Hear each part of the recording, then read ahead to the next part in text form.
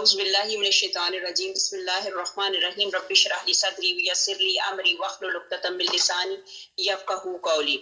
اللہ سبحانہ تعالیٰ ہمارا کہنے سننے سے زیادہ عمل کرنے کی توفیق عطا فرمائے۔ اللہ سبحانہ تعالیٰ نے پکڑ کر کے ہمیں اس کلاس میں بٹھا دیا، الحمدللہ، اللہ کا احسان، اللہ کا کرم۔ اللہ سبحانہ تعالیٰ نے ہمیں کسی غلط کام کے لیے اس وقت یہ ہمارے وقت کو لگانے کی بجائے اچھے کام کے لیے اللہ سبحانہ تعالیٰ نے مجھے اور آپ کو چنا، الحمدللہ۔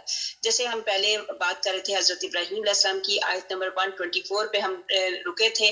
الحمدللہ، جیسے مجھے حضرت ابراہیم علیہ السلام سے بہت محبت ہے، اسی طرح مجھے پوری امید ہے آپ سب کو بھی حضرت ابراہیم علیہ السلام سے بڑی محبت ہوگی۔ حضرت ابراہیم علیہ السلام کلیم اللہ بھی کہا جاتا ہے، اللہ تعالیٰ کلیم اللہ، خلیل اللہ کہا جاتا ہے، یہ اللہ تعالیٰ کے دوستی کے حساب سے یہ بات ان کو نام دیا گیا۔ تو حضرت ابراہیم علیہ السلام کو اللہ سبحانہ تعالیٰ نے ہر طریقے سے ان کو آزمایا، ان کی ہر طریقے سے آزمائش آئی۔ تو یہاں پہ پھر ہمیں یہ بتایا جا رہا ہے کہ اللہ تعالیٰ نے فرمایا کہ اے خلیل، میں تمہیں آزماتا ہوں، دیکھتا ہوں کہ تم کیا ہو۔ تو آپ نے فرمایا مجھے لوگوں کا امام بنا دے، کعبہ کو لوگوں کے ثواب اور اجتماع کا مرکز بنا دے، یہاں کے لوگوں کو امن دے۔ اب یہ ان کے دل کی خواہش تھی حضرت ابراہیم علیہ السلام کی۔ حضرت ابراہیم علیہ السلام نے خود کعبے کی وہ وہاں پہ دیواروں کے متعلق اس میں بتایا گیا کہ انہوں نے اب دیواروں پہ کام کیا اور باقاعدہ وہاں پہ انہوں نے درود پاک بھی پڑھا، حضرت ابراہیم علیہ السلام اور ان کی فیملی نے سارے مل کے۔ تو وہاں پہ درود پاک پڑھا گیا، اللہم صلی علی محمد وعلی آل محمد کما صلیت علی ابراہیم وعلی آل ابراہیم انک حمید مجید، اللہم بارک علی محمد وعلی آل محمد کما بارکت علی ابراہیم وعلی آل ابراہیم انک حمید مجید۔ تو وہاں پہ انہوں نے کیا کیا کہ دعا کی اللہ تعالیٰ سے کہ یہاں کے لوگوں کو امن دے، ہمیں مسلمان فرما بردار بنا لے، ہماری اولاد میں اپنی اطاعت گزار ایک جماعت رکھ، یہاں کے لوگوں کو پھلوں کی روزیاں دے۔ یہ تمام باتیں اللہ تعالیٰ نے پوری کر دی جو انہوں نے دعائیں کی، اور یہ سب نعمتیں آپ کی عطا ہوئی اور آپ کو عطا ہوئی۔ صرف ایک آرزو پوری نہ ہوئی، کہا تھا کہ میری اولاد کو بھی امامت ملے، تو جواب ملا ظالموں کو میرا عہد جو ہے نہیں پہنچتا۔ تو اب اسی کے متعلق یہ بات بتائی گئی جو ہم نے ابھی پڑھی، پچھلے کلاس میں پڑھی، جب ابراہیم علیہ السلام کو ان کے رب نے کئی باتوں سے آزمایا اور انہوں نے سب کو پورا کر دیا، تو اللہ تعالیٰ نے فرمایا میں تمہیں لوگوں کا امام بنا دوں گا۔ اب دیکھیں کہ حضرت ابراہیم علیہ السلام سے کتنی محبت ہے آپ کو بھی اور مجھے بھی، وہ کیسے امام بنے، ہر طرح کی آزمائش جیسی جیسی اللہ تعالیٰ نے آزمائش چاہی ان کے ساتھ وہ آزمائش لگی۔ آج ہم نے انشاءاللہ تعالیٰ اللہ کے حکم سے جو پڑھنی ہے آیت نمبر 125 پڑھنی ہے۔ شروع کرتی ہوں اللہ کے نام سے جو بڑا مہربان نہایت رحم کرنے والا ہے۔ ہم نے بیت اللہ کو لوگوں کے لیے ثواب کی اور امن امان کی جگہ بنایا، تم مقام ابراہیم کو قبلہ مقرر کر لو۔ اب یہاں پہ جو بتایا جا رہا ہے کہ بیت اللہ کے متعلق بات بتائی گئی، جو بیت اللہ ہے، بیت اللہ کس کو کہا جاتا ہے؟ اللہ کا گھر۔ جب ہم بیت اللہ کہتے ہیں تو وہ تھوڑی ڈفرینٹ فیلنگ آتی ہے۔ جب ہم اللہ کا گھر بولتے ہیں، چونکہ یہ ہماری اپنی زبان کا لفظ ہے نا، اللہ کا گھر، یہ کوئی چھوٹی بات نہیں۔ اللہ کا گھر، جب ہم بیت اللہ شریف میں جاتے ہیں، اللہ کا گھر، اللہ کے گھر میں جاتے ہیں، خانہ کعبہ شریف کو صرف اور صرف دیکھتے ہیں، حالانکہ وہاں پہ نہ کوئی ذکر کریں، نہ کچھ مطلب کوئی ایسی عبادت کریں، لیکن خانہ کعبہ شریف کو دیکھنا بھی عبادت ہے۔ کہتے ہیں 20 درجے کی نیکیاں اللہ سبحانہ تعالیٰ دیتا ہے بندے کو جب وہ دیکھتا ہے خانہ کعبہ شریف کو۔ تو یہ خانہ کعبہ شریف کو اس کے متعلق بتایا، پھر تمام مقام ابراہیم کو قبلہ مقرر کر لیا۔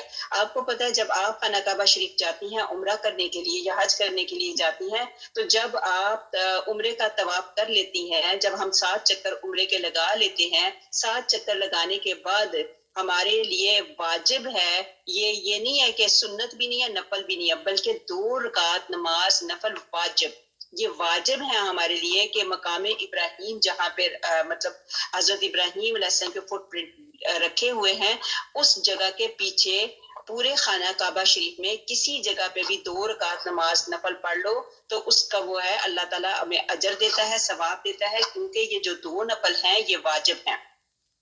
تو اللہ تعالیٰ نے مقام ابراہیم کو اتنی زیادہ عزت دے رکھی ہے۔ یہ نہیں ہے کہ ہم پتھر کے آگے نہیں سجدے کرتے، لیکن یہ ہے کہ ہم اللہ کے آگے سجدے کرتے ہیں۔ جب ہمارا سجدہ ہوتا ہے تو وہ اللہ کی طرف سجدہ ہوتا ہے۔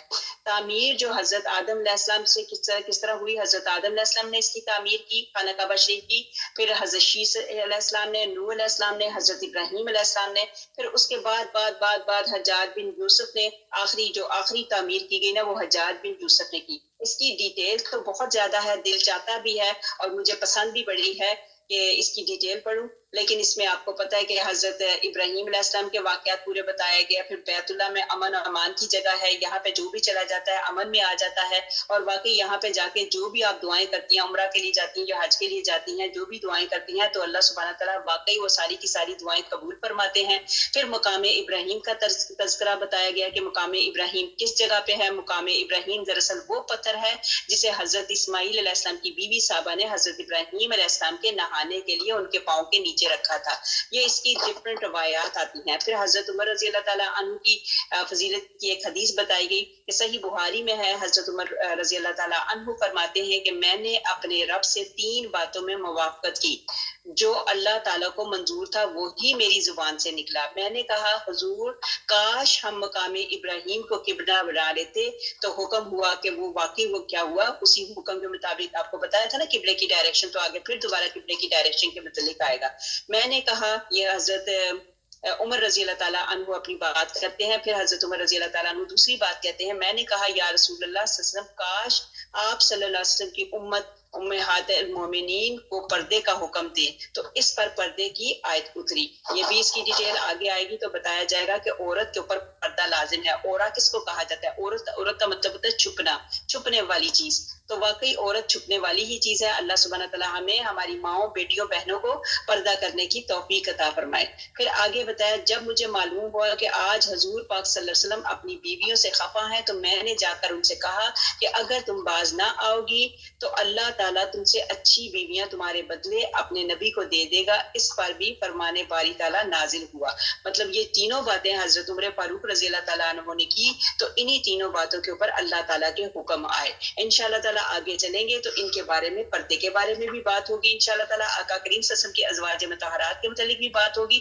آقا کریم صلی اللہ علیہ وسلم کی جو ازواج مطہرات ہیں، دنیا کی سب سے زیادہ نیک ترین وہ عورتیں تھیں، اور یہ وہی ہمارے لیے ایک قسم کا عملی نمونہ ہے، اور انہی کے ہم نے انشاءاللہ تعالیٰ ان کی دیکھیں گے آگے چل کے جب ہمارا آئے گا تو پھر اس پہ کریں گے۔ اور اسی طرح جیسے آپ کو بتایا گیا کہ قبلے کی ڈائریکشن اللہ تعالیٰ نے چینج کر دی، نبی پاک حضرت محمد مصطفیٰ صلی اللہ علیہ وآلہ وسلم کی وہ خواہش تھی۔ آگے ہمارے پاس آیت نمبر 125، ہم نے حضرت ابراہیم علیہ السلام اور حضرت اسماعیل علیہ السلام سے وعدہ لیا کہ تم میرے گھر کا طواف کرنے والوں، اعتکاف کرنے والوں اور رکوع سجدہ کرنے والوں کے لیے پاک صاف رکھو۔ آپ اور میں وہاں پہ گئے ہیں، خانہ کعبہ شریف میں گئے ہیں، اللہ کے بیت اللہ شریف میں گئے ہیں، تو آپ نے دیکھا وہاں پہ کتنا زیادہ صفائی کا انتظام ہے۔ اب تو نیا زمانہ آ گیا، لیکن پچھلے زمانے میں بھی وہاں کی صفائی کا خیال کیا جاتا تھا۔ یہاں پہ مخاطب کیا گیا ہے حضرت ابراہیم اور اسماعیل علیہ السلام سے وعدہ لیا کہ تم میرے گھر کو صاف۔ حضرت ابراہیم علیہ السلام کی اولاد میں سے حضرت اسماعیل علیہ السلام، یہ وہی ہے جن کی ذبیحہ کے متعلق بات کی گئی تھی، آگے بھی جا کے بات کریں گے۔ تو ان کو یہاں پہ کہا گیا کہ خانہ کعبہ شریف مطلب بیت اللہ شریف کی صفائی کے متعلق آرڈر کیا گیا۔ ہر وقت ان کی جو وہاں پہ اب آپ جا کے دیکھیں گے، جو نہیں گیا ابھی تو وہ جا کے دیکھیں گے، ہر وقت وہاں پہ صفائی کی مشینیں چلتی رہتی ہیں۔ یہ جگہ کون سی تھی؟ بنجر تھی، بالکل بنجر زمین تھی، تو مکہ کے چاروں طرف پہاڑ ہی پہاڑ، پانی بارش کی وجہ سے پہاڑوں کا پانی کیا ہوتا تھا، مطاف میں جمع ہو جاتا۔ مطاف کس کو کہتے ہیں؟ جہاں پہ ہم طواف کرتے ہیں، تو یہ بالکل درمیان والی بیچ نیچے والی جگہ ہے، تو ارد گرد جو ہے وہ سارے پہاڑ ہیں۔ جب بھی بارش ہوتی ہے تو درمیان والی جگہ پانی وغیرہ پہلے بہت زیادہ اکٹھا ہو جاتا تھا، لیکن اب انہوں نے جدید مشینیں لگائی ہیں جس کی وجہ سے پانی کھینچ لیا جاتا ہے۔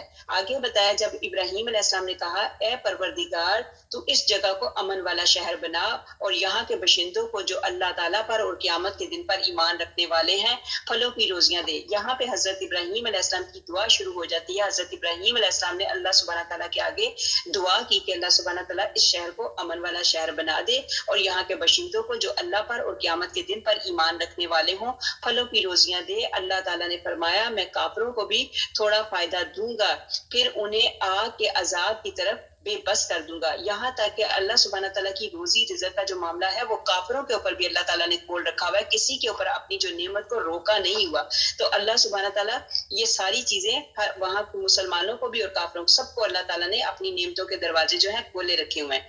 پھر یہ پہنچے کی پھر بتایا گیا کہ جب جو لوگ کافر ہیں, جو اللہ کو نہ ماننے والے ہیں, ان کے لیے بتایا گیا کہ ان کو میں بے بس کر دوں گا, اور یہ بڑی بری مطلب یہ پہنچنے کی بہت بری جگہ ہے. پھر اگلی آیت میں بتایا ابراہیم علیہ السلام اور اسماعیل علیہ السلام کعبے کی بنیادیں اور دیواریں اٹھائے جاتے تھے اور کہتے جا رہے تھے کہ ہمارے پروردگار تو ہم سے قبول فرما اور تو سننے والا اور جاننے والا ہے. وہ انہوں نے یہ کہا نا ربنا تقبل منا انک انت السمیع العلیم. تو یہ دعا کرتے جاتے, یہ دعا آپ لوگ انڈر لائن کر لو, یہ ضرور پڑھا کرو جو آیت نمبر 127 کی آیت ہے. جب آپ دعا کو کمپلیٹ کرتے ہیں تو یہ بڑی خوبصورت یہ حضرت ابراہیم علیہ السلام کی دعا ہے, پلس یہ قرآن پاک میں لکھی ہوئی دعا. قرآن پاک کی جو دعائیں ہیں وہ ضرور پڑھا کریں اور وہ ضرور ان کو حفظ کیا کریں, اور حفظ کرنے کے ساتھ ساتھ ان کا ترجمہ بھی آپ کے ذہن میں ہونا چاہیے. ربنا تقبل منا انک انت السمیع العلیم. تو یہ بڑی خوبصورت دعا ہے کہ اے ہمارے پروردگار ہم سے قبول فرما, تو سننے والا اور جاننے والا. یہ باپ اور بیٹا مطلب یہ پوری فیملی تھی جنہوں نے مل کے اس کی دیواریں بنائیں, دیواریں اٹھائیں اور بنیادیں بنائیں. پھر آگے بتایا وہاں پہ اے ہمارے رب ہمیں اپنا فرما بردار بنا لے اور ہماری اولاد سے بھی ایک جماعت اپنی اطاعت گزار رکھ, اور ہمیں اپنی عبادتیں سکھا اور ہماری توبہ قبول فرما. تو توبہ قبول فرمانے والا اور رحم کرنے والا.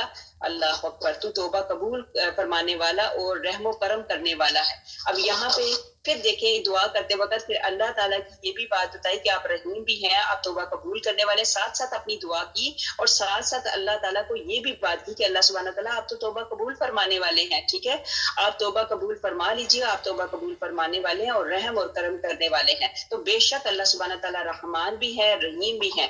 اب یہ ہے کہ ایک تو یہ بتایا گیا کہ اس مسجد کو بھی صاف رکھو, اور جب مسجدوں میں جاؤ, خانہ کعبہ بیت اللہ شریف میں جاؤ, تو اپنے دل کو بھی اپنا صاف کرو. یہ نہیں ہے کہ خالی مسجدوں کو, بلکہ اپنے دلوں کو بھی صاف کرو, اندر سے بھی اور ظاہر سے بھی, مطلب باطن اندر سے بھی اور ظاہر سے بھی, مطلب ظاہر باطن دونوں کو پاک کر کے اندر جاؤ. اب یہاں پہ دیکھیں کئی لوگ ہوتے ہیں کیسی ان کی قسمت ہے. کوئی لوگ یہاں پہ میں اور آپ جیسے لوگ ہیں, ہم تڑپتے ہیں کہ کاش ہم خانہ کعبہ شریف جائیں, کاش ہم خانہ کعبہ شریف بیت اللہ شریف کو اپنی آنکھوں سے دیکھیں, کاش وہاں پہ ہم طواف کریں, پھر یہ ہم مقام ابراہیم کے پیچھے یہ نفل جو ہے واجب وہ پڑھیں, پھر صحیح کریں, پھر وہاں پہ آب زمزم پڑھیں, وہاں جا کے باتیں کریں. کتنا ہمارا دل چاہتا ہے. اور کئی بیچارے اس طرح کے وہ اللہ تعالیٰ معاف فرما دے, ایسے بدبخت وہاں پہ لوگ ہیں جو مدتوں سے وہاں پہ رہ رہے ہیں, لیکن ان کو ایک عمرہ بھی نصیب نہیں ہے. اللہ سبحانہ تعالیٰ ہم سب کے لیے آسان کرے. یہ خوش قسمت لوگ ہوتے ہیں جو وہاں پہ جاتے ہیں, وہاں کی نمازیں ملتی ہیں, وہاں پہ ان کو عمرے ملتے ہیں, وہاں پہ ان کو حج ملتے ہیں. یہیں پہ رک کے دعا کرتی ہوں کہ اللہ سبحانہ تعالیٰ میں اور آپ سب جتنی یہاں پہ بیٹھی ہوئی ہیں, ہم سب کو اللہ سبحانہ تعالیٰ عمرہ اور حج کرنے کی توفیق عطا فرمائے. سعودی عرب کی حکومت نے بہت اچھا انتظام کیا, وہاں پہ ہر وقت صفائی ہوتی رہتی ہے, کوئی کسی قسم کی بدبو نہیں ہے. آپ جو اندر جاتے ہیں تو وہاں پہ خوشبوئیں آتی جاتی ہیں, باقاعدہ انہوں نے خوشبوؤں کا انتظام کر رکھا ہوا ہے. تو یہاں پہ صفائی ستھرائی کے متعلق بتایا, ایک مرتبہ نبی پاک حضرت محمد مصطفیٰ صلی اللہ علیہ وسلم کے زمانے میں ایک عورت تھی جو کالی تھی عورت. وہ کیا کرتی تھی, نبی پاک صلی اللہ علیہ وسلم نے باقاعدہ دیکھا وہ اکثر وہاں پہ جا کے جھاڑو کرتی تھی. تو نبی پاک صلی اللہ علیہ وسلم نے کچھ دن دیکھا کہ وہ عورت وہاں پہ نہیں, تو پھر پوچھا گیا کہ اس کا معاملہ کیا ہوا ہے. نبی پاک صلی اللہ علیہ وسلم نے باقاعدہ بلکہ اسی عورت کا نبی پاک صلی اللہ علیہ وسلم نے جا کے اپنے مطلب نماز جنازہ کا بھی اہتمام کیا تھا. وہ اس وجہ سے کہ وہ وہاں پہ صفائی کرتی تھی, تو صفائی کرنے والوں کو بھی بڑا مطلب ان کو عظمت تھی.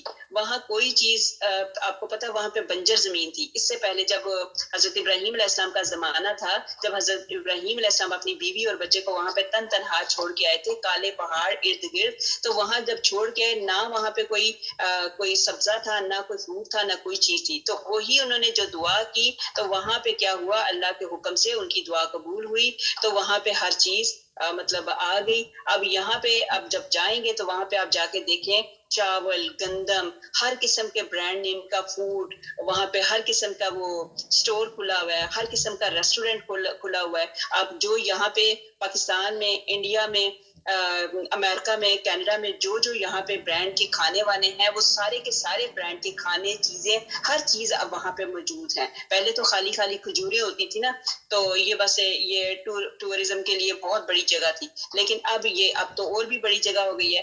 اور یہاں پہ اتنا مطلب کھانا اور اتنی فروٹ اتنی چیزیں وہاں پہ آ گئی ہیں کہ کسی ملک میں اتنی نہیں ہوگی برکت جتنی اللہ تعالیٰ نے اس ملک میں اس جگہ پہ برکت رکھ دی ہے. یہ برکت کی جو وجہ ہے پیچھے حضرت ابراہیم علیہ السلام کی دعا ہے, جو اللہ سبحانہ تعالیٰ نے ان کی دعا کو قبول کیا. اس کی کافی ڈیٹیل ہے حج کا, کہ حج کے متعلق یہ پوری کی پوری ڈیٹیل آتی ہے اسی کی اس میں تفسیر میں, لیکن ٹائم کم ہونے کی وجہ سے ہم آگے چلتے ہیں. اسی تفسیر میں حضرت ابراہیم علیہ السلام کہ آگے پھر نسل میں سے ان کی اولادیں ہوئیں, پھر وہ چوکھٹ بدلنے کی بات ہوئی, وہ ساری کی ساری اسی کی تفسیر میں آتی ہے. بیت اللہ کی تعمیر کی ساری تفسیر اسی میں آتی ہے. پھر کیا کہتے ہیں قریش اور مکہ بیت اللہ کی تعمیر میں ان کی کیا کمی تھی وہ پتہ چلتا ہے. ہجر اسود کا نصب کرنے کا قصہ کہ ہجر اسود کو کیسے نصب کیا گیا, نبی پاک حضرت محمد مصطفیٰ صلی اللہ علیہ وسلم نے وہاں پہ کیا اسٹریٹجی لگائی. پھر حضرت ابراہیم علیہ السلام کی باقی جو دعائیں جو اللہ تعالیٰ نے وہ قبول کی اس کے متعلق بتایا. آگے ہمارے پاس آ گئے آیت نمبر 129, اس میں ہے یہ بھی دعا ہے, اے ہمارے رب انہی میں سے رسول بھیج جو ان کے پاس تیری آیات پڑھے, انہیں کتاب و حکمت سکھائے اور انہیں پاک کرے, یقیناً تو غلبے والا اور حکمت والا ہے. یہ بھی حضرت ابراہیم علیہ السلام نے دعا کی, جو نبی پاک حضرت محمد مصطفیٰ صلی اللہ علیہ وآلہ وسلم جو ہیں وہ بھی حضرت ابراہیم علیہ السلام کی دعا ہے. حضرت ابراہیم علیہ السلام نے دعا کی کہ میری نسل میں سے میری اولاد میں سے تو وہ جو تیری کتابیں پڑھے تو وہی اللہ سبحانہ تعالیٰ کے کیا کہتے ہیں حکم سے اور حضرت ابراہیم علیہ السلام کی دعا کی قبولیت کی وجہ سے اللہ سبحانہ تعالیٰ نے نبی پاک حضرت محمد مصطفیٰ صلی اللہ علیہ وسلم کے قلب مبارک پہ دل مبارک پہ قرآن پاک نازل کیا. اور پھر اسی طرح یہ بتایا گیا آگے ان دونوں نبیوں کی یہ دعا جیسی ہے ایسی ہی ہر متقی کی دعا ہونی چاہیے. مطلب جیسے ایک اور قرآنی دعا ہے مسلمانوں میں, یہ ربنا هب لنا من ازواجنا وذریاتنا قرۃ اعین واجعلنا للمتقین اماما. یہ دعا بھی بڑی خوبصورت ہے جس کا مطلب یہ ہے اے ہمارے پروردگار ہمیں ہماری بیویوں اولادوں سے ہماری آنکھوں کی ٹھنڈک عطا فرما اور ہمیں پرہیزگاروں کا امام بنا. یہ بھی اللہ تعالیٰ کی محبت کی دلیل ہے کہ انسان یہ چاہے کہ میری اولاد میرے بعد بھی اللہ تعالیٰ کی عابد رہے, اور اسی وجہ سے وہ ان کی دعا کی وجہ سے یہ دعا کی قبولیت ہوئی, اور اللہ سبحانہ تعالیٰ نے ان کی نسل میں سے کتنے مطلب اللہ کے نیک بندے پیدا کیے. پھر آگے ہمارے پاس آ گئی آیت نمبر 130, دین ابراہیمی سے وہی بے رغبتی کرے گا جو محض بے وقوف ہو. ہم نے تو اسے دنیا میں بھی برگزیدہ کیا تھا اور آخرت میں بھی وہ نیکوکاروں سے ہے. جب کبھی انہیں ان کے رب نے کہا کہ مان لے تو انہوں نے کہا کہ میں نے رب العالمین کی مان لی.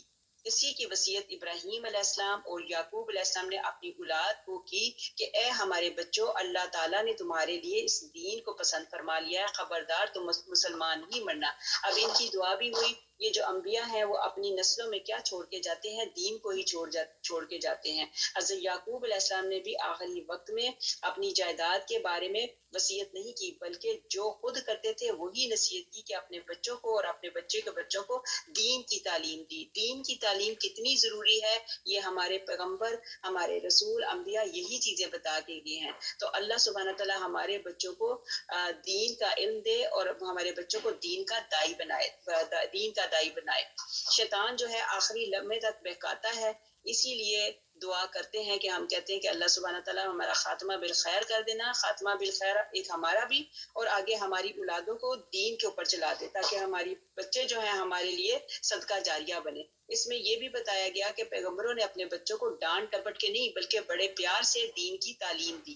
تو اسی لیے ہمیں بھی یہ چاہیے کہ اپنے بچوں کو جب دین کی تعلیم دیں, ہم ایسا کرتے ہیں جب دنیا کی تعلیم کے لیے میں اور آپ اپنے بچوں کو صبح اٹھاتے ہیں تو ان کو اتنے پیار سے بلاتے ہیں, اٹھ میرا لاڈو, اٹھ جا صبح ہو گئی, اسکول نہیں جانا, یونیورسٹی نہیں جانا. تو اسی طرح نماز کے وقت بھی ہمیں یہی کہنا چاہیے, اپنے بچوں کو پیار سے کہنا چاہیے. لیکن دین کے معاملے میں ہم اکثر ایسے سختی سے بولتے ہیں, ڈانٹ ڈپٹ کے کہتے ہیں اٹھو نماز نہیں پڑھنی, اگر نماز نہیں پڑھو گے تو یہ ہوگا تو وہ ہوگا. نماز کے متعلق بھی ہمیں پیار سے اپنے بچوں کو حکمت کے ساتھ کہنا چاہیے کہ اٹھو اور اٹھ کے نماز پڑھو. اب کیا کہتے ہیں یہ پیچھے زمانے میں آپ نے دیکھا ہوگا جب ضیاء الحق کا زمانہ آیا تھا تو انہوں نے کیا کیا تھا کہ لوگوں پہ پابندی لگا دی تھی، جو دفتروں میں ہوتے تھے، آفس وغیرہ میں، ان کو کہا جاتا تھا کہ آپ نے وہ نماز کی بریک دی جاتی تھی، ہر کسی کو نماز پڑھنا لازم ہو جاتا تھا۔ وہ کس کے لیے پڑھتے تھے؟ وہ اللہ کے لیے۔ مزہ تو تب ہے کہ اللہ کے لیے، اللہ کے ڈر کی وجہ سے نماز پڑھنی چاہیے، نہ کہ ضیاء الحق کے۔ انہوں نے تو اس وقت وہ ضیاء الحق کے ڈر کی وجہ سے نماز پڑھتے تھے۔ اسی طرح ہمارے بچوں کو بھی ہمیں اللہ سے اتنی محبت لگا دینی چاہیے، ان کو سکھا دینی چاہیے، اللہ اور اللہ کے رسول پاک صلی اللہ علیہ وسلم کی محبت کا ان کو بتا دینا چاہیے کہ وہ ہمارے ڈر کی وجہ سے نماز نہ پڑھیں بلکہ اللہ کی محبت کی وجہ سے نماز پڑھیں۔ اللہ سبحانہ تعالیٰ ہمارے بچوں کو چن لے۔ اور یہ ایک آپ کو پہلے بھی میں نے یہ بات بتائی تھی، امام حنبل کا واقعہ تھا۔ تو امام حنبل جب ان کا آخری وقت آیا تو آپ کو پتا جب بندے کا آخری وقت آتا ہے تو اللہ سبحانہ تعالیٰ اس کے آخرت کے سوئچ آن آف کرتے ہیں۔ کبھی وہ بندہ دنیا کی باتیں اس کے ذہن میں ہوتی ہیں، کبھی اس کے ذہن میں آخرت کی باتیں ہوتی ہیں۔ تو اسی طرح امام حنبل رحمۃ اللہ علیہ کیا تھا، جب آخری وقت آیا تو انہوں نے اپنی انگلی اٹھا کر وہ بار بار کہتے تھے ابھی نہیں، ابھی نہیں، ابھی نہیں۔ اب ان کا آخری وقت تھا، ان کے بچے ان کو دیکھ رہے تھے، یہ کیا بات ہے، یہ کیوں کر رہے ہیں، بار بار یہی کہے جا رہے تھے ابھی نہیں، ابھی نہیں، ابھی نہیں۔ تو پھر جب وہ تھوڑی سی مطلب وہ سنبھلے تو ان سے پوچھا، یہ نزاع کے وقت کی باتیں بتا رہی ہوں، تو جب وہ تھوڑا سا سنبھلے تو ان کے بیٹے نے ان سے پوچھا کہ آپ کو کیا مسئلہ ہے، آپ کیوں اس طرح بار بار یہی بات کرتے جا رہے ہیں ابھی نہیں، ابھی نہیں۔ تو پھر آپ نے بتایا، امام حنبل رحمۃ اللہ علیہ نے بتایا کہ شیطان جو ہے اس وقت انگلیاں کاٹ رہا ہے اور کہہ رہا ہے کہ تم میرے ہاتھوں بچ گئے، چونکہ میرا اس وقت نزاع کا وقت ہے اور اس کو پتا ہے کہ میری زندگی گزر گئی ہے، لیکن میں اس کو کہہ رہا ہوں ابھی نہیں۔ جبکہ میں نے مطلب کہا ابلیس سے کہ جب تک میں مر نہ جاؤں، کہ ابھی بھی میرے مرنے کے کچھ لمحے پڑے ہوئے، تیرا کیا بھروسہ، تو ابھی بھی مجھے بہکا دے۔ لیکن شیطان اپنی انگلیوں کو کاٹ رہا تھا، چبا رہا تھا کہ یہ میرے ہاتھوں سے بچ گیا۔ یہ اس کے بارے میں بتایا جا رہا ہے۔ پھر اللہ سبحانہ تعالیٰ کہ وہ جو تھا حضرت ابراہیم علیہ السلام پہ جب بھی کوئی آزمائش آئی، جب بھی کوئی مسئلہ ہوا تو انہوں نے اسی وقت لبیک کہا۔ جب بھی اللہ تعالیٰ نے کوئی ڈیمانڈ کی، اگر بچے کی قربانی کی بات ہے، مال کی بات ہے، جان کی بات ہے، جہاں جہاں جو مسئلے آئے تو حضرت ابراہیم علیہ السلام کو کہا کہ مجھے تمہاری یہ قربانی چاہیے، مجھے یہ قربانی چاہیے۔ حضرت ابراہیم علیہ السلام نے بالکل بھی یہ نہیں کہا کہ میں سوچ کے بتاؤں گا تو مجھے سوچنے کا وقت دیں، بلکہ جب جب اللہ تعالیٰ کی طرف سے حکم ہوا تب تب وہ بالکل ریڈی ہو گئے اپنی قربانی دینے کے لیے۔ آگے ہمارے پاس آ گئی آیت نمبر 133۔ کیا حضرت یعقوب علیہ السلام کے انتقال کے وقت تم موجود تھے جب انہوں نے اپنی اولاد کو کہا کہ میرے بعد تم کس کی عبادت کرو گے؟ تو سب نے جواب دیا کہ آپ کے معبود کی اور آپ کے باپ دادوں ابراہیم اور اسماعیل اور اسحاق علیہ السلام کے معبود کی، جو معبود ایک ہی ہے اور ہم اسی کے فرما بردار ہوں گے۔ یہ جماعت تو گزر چکی جو انہوں نے کیا اور ان کے لیے ہے، اور جو تم کرو گے تمہارے لیے ہے، ان کے اعمال سے تم نہ پوچھے جاؤ گے۔ مطلب یہ ہے کہ جس نے جو کام کرنا ہے اس نے اپنے اعمال کا جواب دینا ہے۔ اب یہ ہے کہ بچے ہمارے لیے صدقہ جاریہ بنے، اور وہ کیسے بنیں گے کہ جبکہ ہم نے ان کی تربیت ہی نہیں کی۔ تو ہمارا کیا کام ہے، اپنے بچوں کی تربیت جو ہے وہ ان کو اللہ کے دین کی طرف لگائیں۔ جو اللہ کے نہیں بنیں گے وہ ہمارے کیسے بنیں گے؟ عموماً انسان زندگی میں جس چیز پر رہتا ہے اسی پر موت بھی آتی ہے، اور جس پر مرتا ہے اسی پر اٹھے گا پھر بھی۔ اللہ کی عادت اسی طرح ہے کہ بھلائی کے قصد کرنے والے کو بھلائی کی توفیق بھی دی جاتی ہے، بھلائی اس پر آسان بھی کر دی جاتی ہے، اور اسے ثابت قدم بھی رکھا جاتا ہے۔ کوئی شک نہیں کہ حدیث میں بھی آیا ہے کہ انسان جنتیوں کے کام کرتے کرتے جنت سے ایک ہاتھ دور رہ جاتا ہے کہ اس کی تقدیر غالب آ جاتی ہے اور وہ جہنمیوں کے کام کر کے جہنمی بن جاتا ہے۔ جیسے ابھی میں نے آپ کو واقعہ بتایا جو امام حنبل رحمۃ اللہ علیہ نے کہا ابھی نہیں، ابھی نہیں۔ ان کو پتا تھا کہ ابھی بھی میری زندگی بچی ہے، اس شیطان لعین کا کچھ پتا نہیں یہ کب کس وقت کیا کروا دے، لیکن پھر بھی وہی بات ہے، ان اللہ علی کل شیء قدیر۔ آگے ہمارے پاس آ گئی آیت نمبر 135۔ یہ کہتے ہیں یہود یا نصارہ بن جاؤ تو راہ پاؤ گے، تم کہو بلکہ راہ پر ملت ابراہیمی والے ہیں، اور حضرت ابراہیم علیہ السلام مشرک نہ تھے۔ بے شک حضرت ابراہیم علیہ السلام تو ابھی بیبی تھے، بچے ہی تھے، تو ان کو سمجھ آ رہی تھی یہ چاند بھی غائب ہو گیا، یہ سورج بھی غائب ہو گیا، یہ چیزیں جو غائب ہونے ہیں، میرا اللہ جو ہے وہ غائب ہونے والی چیز نہیں ہے، اللہ حی ہے، اللہ قیوم ہے۔ پھر آگے بتایا اے مسلمانوں تم سب کہو کہ ہم اللہ پر ایمان لائے اور اس چیز پر بھی جو ہماری طرف اتاری گئی، اور جو چیز ابراہیم علیہ السلام، اسماعیل علیہ السلام، اسحاق علیہ السلام، یعقوب علیہ السلام اور ان کی اولاد پر اتاری گئی، اور جو کچھ اللہ تعالیٰ کی جانب سے موسیٰ علیہ السلام اور حضرت عیسیٰ علیہ السلام اور دوسرے انبیاء علیہ السلام دیے گئے، ہم ان میں سے کسی کے درمیان جدائی نہیں ڈالتے، ہم اللہ کے فرما بردار ہیں۔ اب قرآن اور سنت پر عمل کرو۔ پھر یہی بتایا گیا کہ ابراہیم علیہ السلام کا طریقہ توحید کا طریقہ تھا، اصل آپشن ان کا یہ طریقہ تھا کہ مرتے دم تک اسی طریقے پر قائم رہے۔ دنیا میں سب گروہ اپنے آپ کو سچا سمجھتا ہے، لیکن حضرت ابراہیم علیہ السلام کا گروہ جو تھا، حضرت ابراہیم علیہ السلام سچ پہ تھے اور آگے ان کا گروہ بھی سچ میں تھا۔ اسباط کی یہاں پہ تشریح یہ بتائیے، اسباط جو ہے حضرت یعقوب علیہ السلام کے بیٹوں کو کہتے ہیں جو 12 تھے، جن میں سے ہر ایک کی نسل میں بہت سے انسان ہوئے۔ بنی اسماعیل کو قبائل کہتے تھے اور بنی اسرائیل کو اسباط کہتے تھے۔ آگے ہمارے پاس آ گئی آیت نمبر 137، اگر وہ تم جیسا ایمان لائیں تو راہ پائیں، اور اگر منہ موڑیں تو خلاف میں ہیں۔ ٹھیک ہے، اللہ تعالیٰ ان سے عنقریب کفایت کرے گا، وہ خوب سننے والا اور جاننے والا ہے۔ رنگ دیا اللہ تعالیٰ نے اپنے رنگ میں، اور اللہ سے اچھا رنگ کس کا ہوگا، ہم تو اسی کی عبادت کرنے والے ہیں۔ یہ مجھے آیت بڑی پسند ہے، صبغۃ اللہ، کہ مطلب اللہ کا رنگ۔ تو سارے رنگوں میں سے وہ کیا کہتے ہیں نا، سارے رنگ کے برانڈ جو ہیں، ان سب رنگوں میں سے جو صحیح برانڈ جو ہے وہ اللہ کا رنگ ہے۔ رب نے فرمایا رنگ جو ہے اللہ ہی کا ہے، مطلب وہ دین کا ہے۔ اب یہود اور نصارہ، یہود کے جب بچے ہوتے تھے، یہودیوں کے یا نصارہ کے جب بچے ہوتے تھے، ان کو کیا کرتے تھے، کوئی پیلے رنگ میں ان کو رنگ دیا جاتا تھا، ایک رنگ ہوتا تھا تو اس میں رنگ دیا جاتا تھا کہ یہ ہمارے دین کے، مطلب جو ان کا اس وقت کا دین ہے اس رنگ میں ہے۔ لیکن صحیح جو دین ہے وہ دین کیا ہے، اللہ کا جو رنگ ہے وہ اللہ کا رنگ ہے، لا الہ الا اللہ۔ اللہ سبحانہ تعالیٰ اسی کلمے کا رنگ مجھے اور آپ کو عطا فرما دے، یہی صبغۃ اللہ ہے جو اللہ کا رنگ ہے، توحید کا رنگ ہے، رسالت کا رنگ ہے۔ تو اسی رنگ میں اللہ تعالیٰ مجھے اور آپ کو شامل فرما دے، آمین اللہم آمین۔ آگے ہمارے پاس آگے آیت نمبر 139، کہہ دو کہ کیا تم ہم سے اللہ تعالیٰ کے بارے میں جھگڑتے ہو، جو ہمارا اور تمہارا رب ہے، ہمارے لیے ہمارے عمل ہیں اور تمہارے لیے تمہارے اعمال، ہم تو اسی کے لیے خلوص کرنے والے ہیں۔ کیا تم کہتے ہو کہ ابراہیم علیہ السلام اور اسماعیل علیہ السلام اور اسحاق علیہ السلام اور یعقوب علیہ السلام اور ان کی اولاد یہودی یا نصرانی تھے؟ کہہ دو کہ تم زیادہ جانتے ہو یا اللہ تعالیٰ۔ اللہ کے پاس کی شہادتیں چھپانے والے سے زیادہ ظالم اور کون ہے؟ اللہ تعالیٰ تمہارے کاموں سے غافل نہیں۔ یہ امت ہے جو گزر چکی، جو انہوں نے کیا ان کے لیے ہے، اور جو تم نے کیا تمہارے لیے ہے، تم ان کے اعمال سے سوال نہ کیا جاؤ گے۔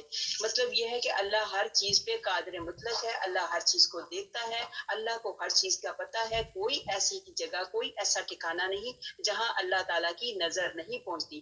اب اس کی ایک مثال بتائی گئی، ایک شاگرد تھا جو بہت وہ استادوں کے منظور نظر تھا، تو اب استاد نے اپنی پوری کلاس کے بچوں کو کہا کہ آپ یہ ایک برڈ لو اور یہ پرندہ لو، مطلب کبوتر ہی لے لو، ایک کبوتر لو، وہاں جا کر ذبح کرو جہاں کوئی نہ دیکھتا ہو۔ اب سارے شاگردوں نے کیا کہ سب نے کہا کہ سب نے اپنے اپنے جو برڈ ہیں، سب نے اپنے اپنے کبوتر جو تھے وہ ذبح کر دیے، کسی نے کہیں جا کے، کسی نے، لیکن اس کلاس میں سے ایک بچہ جو اپنے استادوں کا پہلے ہی منظور نظر تھا، تو اس بچے نے نہیں ذبح کیا۔ اس بچے سے پوچھا گیا کہ تم نے ذبح کیوں نہیں کیا؟ سارے بچوں نے ذبح کیا۔ تو اس نے کہا کہ استاد جی، آپ نے کہا تھا کسی ایسی جگہ جا کے اس کبوتر کو ذبح کرنا جہاں پہ کوئی دیکھنے والا سننے والا نہ ہو۔ میں نے ہر جگہ پہ جا کے دیکھا، ہر کونے قدرے میں گیا، لیکن ہر جگہ میں نے اللہ کو موجود پایا، چونکہ اللہ سبحانہ تعالیٰ تو ہر جگہ موجود ہے، اللہ سبحانہ تعالیٰ دیکھنے والا ہے، سننے والا ہے، لہٰذا مجھے کوئی ایسی جگہ، کوئی ایسا ٹھکانہ نہیں ملا جہاں جا کے میں اس کبوتر کو ذبح کرتا۔ تو دیکھیں اس کا کیسا عقیدہ تھا۔ واقعی یہ بات ہمارے بچوں کے اندر بھی ہونی چاہیے، چاہے آپ کسی بیڈ روم میں ہو، چاہے آپ کسی تنہا تنہائی میں بیٹھے ہوئے ہو, چاہے کسی جگہ پہ, گھر کی پوری دروازے کھڑکیاں سب بند ہیں, لیکن اللہ ہر جگہ پہ موجود ہوتا ہے. اللہ نے اپنے فرشتے رکھے ہوئے ہیں, اللہ ہر چیز کو واچ کرتا ہے, اللہ ہر چیز کو دیکھتا ہے. یہ ہمارے بچوں کے ذہن میں بھی عقیدہ ہونا چاہیے. اب اللہ سبحانہ تعالیٰ سے دعا کرتے ہیں, اللہ سبحانہ تعالیٰ ہمارے شوہر, ہمارے بچوں کی اللہ سبحانہ تعالیٰ تنہائیوں کو پاک کرے. یہ عائزہ فقیرنی نے پہلے بھی بتایا, جہاں جہاں ایسا موقع آتا ہے اپنے لیے دعائیں ضرور کریں. اس دوران میں ہماری دعاؤں کی قبولیت کی گھڑیاں اٹھتی ہیں. پھر اللہ کالے پہاڑوں پر کالی چونٹیاں, آپ نے دیکھا ہے نا, کالے پہاڑ ہوتے ہیں, کالے پہاڑوں کے اوپر کالی چونٹیاں بالکل چھوٹی چھوٹی ہوتی ہیں. اللہ ان کی آوازیں بھی سن سکتا ہے. تو اللہ سبحانہ تعالیٰ اسی طرح, آپ نے وہ حضرت یوسف علیہ السلام کا قصہ پڑھا ہوگا, سنا ہوگا, جب حضرت یوسف علیہ السلام اندر کمرے میں جاتے ہیں اور وہ زلیخا کمرے کے سارے دروازے بند کر دیتی ہے, لیکن وہاں پہ بھی وہ اسباب کرتے ہیں. زلیخا کیا کرتی ہے, اس کے کمرے میں جو بت ہوتا ہے, بت کے اوپر اپنا دوپٹہ, اپنا پردہ, چادر جو ہوتی ہے وہ ڈال دیتی ہے. اور حضرت یوسف علیہ السلام اس کو کہتے ہیں کہ تو نے تو اپنے جو گارڈ بنا ہوا ہے, تو نے تو اس کے اوپر پردہ ڈال دیا, لیکن میرا جو اللہ ہے وہ ہر جگہ موجود ہے. میں اپنے اللہ سے ڈرتا ہوں, میرا اللہ مجھے دیکھ رہا ہے. اللہ اکبر کبیرہ, کیا ہی بات ہے کہ یہی چیز اللہ تعالیٰ ہمارے بچوں کے اندر بھی ڈال دے. اور اللہ جی, یہ جیسے صبغۃ اللہ کہا ہے, اللہ سبحانہ تعالیٰ ہم سب کو اپنے رنگ میں رنگ لے. بے شک تمام رنگوں سے خوبصورت جو رنگ ہے وہ اللہ ہی کا ہے. اللہ سبحانہ تعالیٰ اپنے رنگ میں مجھے اور آپ کو, ہماری نسلوں کو ڈال دے. آمین اللہم آمین. سپارہ نمبر ہمارا 2 ہے, سپارہ نمبر 2 شروع ہو گیا. سورۃ بقرہ وہی سورت نمبر 2 ہے, اور آیت نمبر ہماری 142 ہے. ان قریب نادان لوگ کہیں گے کہ جس قبلے پر یہ تھے, اس سے انہیں کس چیز نے ہٹایا. تو کہہ دے کہ اے نبی صلی اللہ علیہ وسلم, کہ مشرق اور مغرب کا مالک اللہ تعالیٰ ہی ہے, وہ جس سے چاہے سیدھی راہ کی ہدایت کر دے. ہم نے اسی طرح تمہیں عادل امت بنایا تاکہ تم لوگوں پر گواہ ہو جاؤ, اور رسول اللہ صلی اللہ علیہ وآلہ وسلم تم پر گواہ ہو جائیں. جس قبلے پر تم پہلے سے تھے اسے ہم نے صرف اس لیے مقرر کیا تھا کہ ہم جان لیں کہ رسول کا سچا تابعدار کون ہے, اور کون ہے جو اپنی ایڑیوں پر جاتا ہے. گویا کام مشکل ہے, مگر جنہیں اللہ نے ہدایت دی ان پر کوئی مشکل نہیں. اللہ تعالیٰ تمہارے ایمان ضائع نہ کرے گا. اللہ تعالیٰ لوگوں کے ساتھ شفقت اور مہربانی کرنے والا ہے. اللہ سبحانہ تعالیٰ اتنے رحیم, اتنے کریم ہے. یہاں پہ قبلے کی تبدیلی کے متعلق بات کی گئی. قبلے کی تبدیلی کے متعلق پہلے بھی کہا, تھوڑا سا یہاں پہ پھر بتا دیا جاتا ہے کہ کہا جاتا ہے کہ یہ بیوقوف لوگوں سے عرب کے مشرکین مطلب مراد ہے. ایک قول ہے کہ علماء یہود مراد ہے, اور یہاں پہ وہی بات پہلے والی دہرائی جاتی ہے. اہل یہود نے یہ تانا دیا. اب تانا کیا دیتے ہیں کہ دین تو نیا بنا لیا, جس نبی پاک حضرت محمد مصطفیٰ صلی اللہ علیہ وسلم آئے, نبی پاک حضرت محمد مصطفیٰ صلی اللہ علیہ وسلم پہ قرآن پاک اترا, تو اب یہود تانا دیتے ہیں دین تو نیا لیا ہے مگر قبلہ تو وہی پرانا ہے. تو یہ پرانا قبلے کے متعلق انہوں نے مطلب کیا. قبلے کی تبدیلی سے پہلے جن لوگوں نے کیا کہتے ہیں بیت المقدس کی طرف منہ کر کے نماز پڑھی, اس پر یہ آیت نازل ہوئی. کیا پہلے کچھ ایسے لوگ تھے جو صدیق تھے, شہید تھے, ان لوگوں نے بھی اسی طرف منہ کر کے نماز پڑھی. تو اب لوگوں میں ذہن میں آ گیا کہ کیا ان لوگوں کی نماز قبول ہوئی ہوگی کہ نہیں, جو ان سے پہلے لوگوں نے اس قبلے کی طرف نماز مطلب منہ کر کے نماز پڑھی تھی. تو نوح علیہ السلام کی امت کو قیامت کے دن, یہاں پہ یہ بتایا جاتا ہے, مسند احمد کی حدیث میں ہے کہ رسول اللہ صلی اللہ علیہ وسلم فرماتے ہیں نوح علیہ السلام کو قیامت کے دن بلایا جائے گا اور ان سے دریافت کیا جائے گا کہ کیا تم نے میرا پیغام میرے بندوں کو پہنچا دیا تھا. وہ کہیں گے ہاں یا اللہ ہم نے پہنچا دیا تھا. اس کے بعد ان کی امت کو بلایا جائے گا, ان سے پوچھا جائے گا کہ کیا نوح علیہ السلام نے میری باتیں تمہیں پہنچائی تھی. وہ صاف انکار کریں گے اور کہیں گے کہ ہمارے پاس کوئی ڈرانے والا نہیں آیا. نوح علیہ السلام سے کہا جائے گا کہ تمہاری امت انکار کرتی ہے, تم گواہ پیش کرو. وہ کہیں گے کہ ہاں محمد صلی اللہ علیہ وسلم اور آپ کی امت میری گواہ ہے. اب یہاں پہ دیکھیں کہ ان کی اپنی امت نوح علیہ السلام کی امت انکار کر دے گی کہ ہمیں نہیں, لیکن نبی پاک حضرت محمد مصطفیٰ صلی اللہ علیہ وسلم کی امت گواہ بن جائے گی, اور ان کو گواہ بنایا جائے گا. وہ بتائیں گے. وہ کیسے بتائیں گے, کیونکہ نبی پاک حضرت محمد مصطفیٰ صلی اللہ علیہ وسلم نے قرآن کے ذریعے ساری باتیں ہم تک پہنچائیں. پھر ہم لوگ کیا ہوگے, دوسرے لوگوں کے مذہب کے بھی گواہ بنیں گے. اسی لیے اس امت کو امت وسط کا مطلب دیا گیا, کہ امت وسط کا مطلب ہے, وسط کے معنی ہے یہاں پر بہتر اور عمدہ کے ہیں, تو یہ گواہ بنے گی. اب نبی پاک حضرت محمد مصطفیٰ صلی اللہ علیہ وسلم کی جو امت ہے دوسرے نبیوں کی بھی گواہی دیں گے. مسند احمد میں ہے کہ فرماتے ہیں کہ میں مدینے میں آیا، یہاں بیماری تھی، لوگ بکثرت مر رہے تھے، میں حضرت عمر بن خطاب رضی اللہ تعالیٰ عنہ کے پاس بیٹھا ہوا تھا کہ ایک جنازہ نکلا اور لوگوں نے مرحوم کی نیکیاں بیان کرنی شروع کی۔ آپ نے فرمایا اس کے لیے واجب ہو گئی۔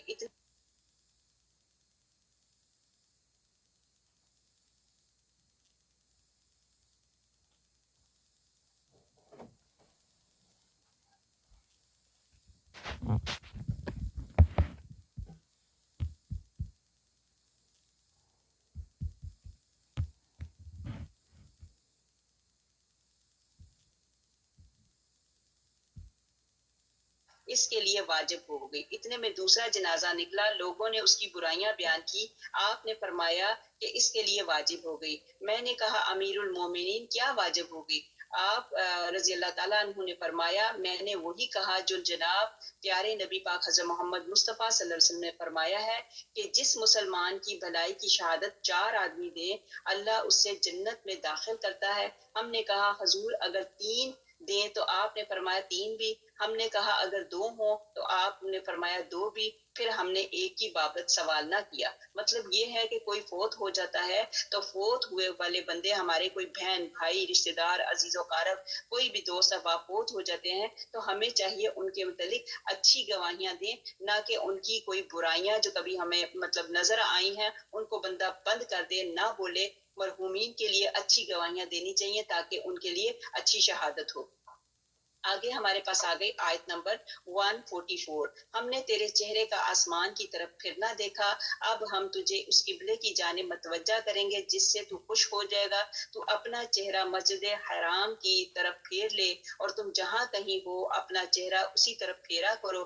اہل کتاب کو اس کے اللہ کی طرف سے اور حق ہونے کا قطعی علم ہے، اور اللہ تعالیٰ ان اعمال سے غافل نہیں جو یہ کرتے ہیں۔ اب پھر دوبارہ دیکھیں، پہلے بھی ہمیں قبلے کی طرف بات کا کہا گیا، اب پھر دوبارہ قبلے کی بات ہوئی، اب پھر دوبارہ قبلے کی بات ہو رہی ہے۔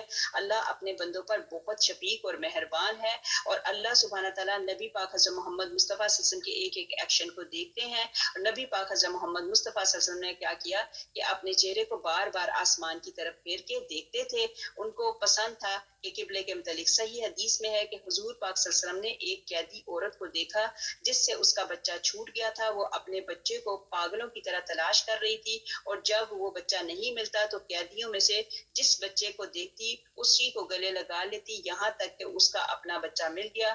خوشی خوشی سے لپک کر اسے گود میں اٹھا لیا، سینے سے لگا کر پیار کیا اور اس کے منہ میں دودھ دیا۔ یہ دیکھ کر حضور پاک صلی اللہ علیہ وآلہ وسلم نے صحابہ رضی اللہ تعالیٰ عنہم سے فرمایا بتاؤ تو کیا یہ اپنا بس چلتے ہوئے اس بچے کو آگ میں ڈال دے گی؟ لوگوں نے کہا یا رسول اللہ صلی اللہ علیہ وسلم ہرگز نہیں۔ آپ صلی اللہ علیہ وسلم نے فرمایا اللہ کی قسم جس قدر یہ ماں اپنے بچے پر مہربان ہے اس سے کہیں زیادہ اللہ تعالیٰ اپنے بندوں پر رؤوف اور رحیم ہے۔ اللہ اکبر کبیرہ۔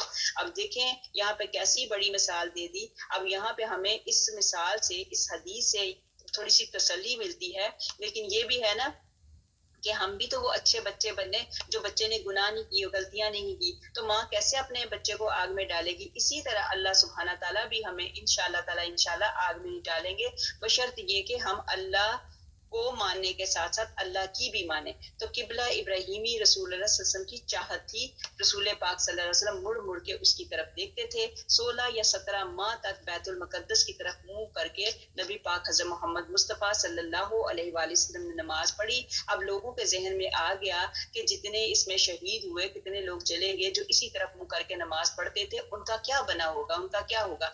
اسی وجہ سے اللہ سبحانہ تعالیٰ نے یہ آیت نازل کی جو ابھی ہم نے پڑھی کہ ہم نے تیرے چہرے کا آسمان کی طرف پھرنا دیکھا، اب ہم تجھے اس قبلے کی جانب متوجہ کریں گے جس سے تو خوش ہو جائے گا۔ اب یہاں پہ میں نے پہلے بھی بتایا کہ جب نبی پاک حضرت محمد مصطفیٰ صلی اللہ علیہ وسلم نماز میں تھے تو نماز کے اندر ہم کوئی ایکشن نہیں کرتے، کوئی بات نہیں کرتے، لیکن یہاں پہ اللہ سبحانہ تعالیٰ کے حکم کے ساتھ نبی پاک حضرت محمد مصطفیٰ صلی اللہ علیہ وسلم کی مرضی کو اللہ تعالیٰ نے آگے کر دیا۔ اللہ سبحانہ تعالیٰ نے یہی کہا کہ محبوب تیری مرضی پہلے میری نماز بعد میں، ان بٹوین نماز میں ہی اللہ سبحانہ تعالیٰ نے قبلے کی ڈائریکشن چینج کر دی۔ جب آپ جائیں گے وہاں پہ مکہ شریف میں تو سعودی عرب میں جائیں گے مکہ شریف آپ نے دیکھنا ہے وہاں پہ قبلتین مسجد ہوئے ہے تو جس کے دونوں طرف بتایا گیا کہ ایک اس طرف تھا ایک اس طرف تھا باقاعدہ اندر نشان بنایا ہوا ہے ایک مسجد میں ایک نشان جائے نماز ٹائپ کی ایک جگہ بنائی ہوئی ہے جو وہاں پہ نشان بتایا جاتا ہے کہ پہلے اس طرف قبلہ تھا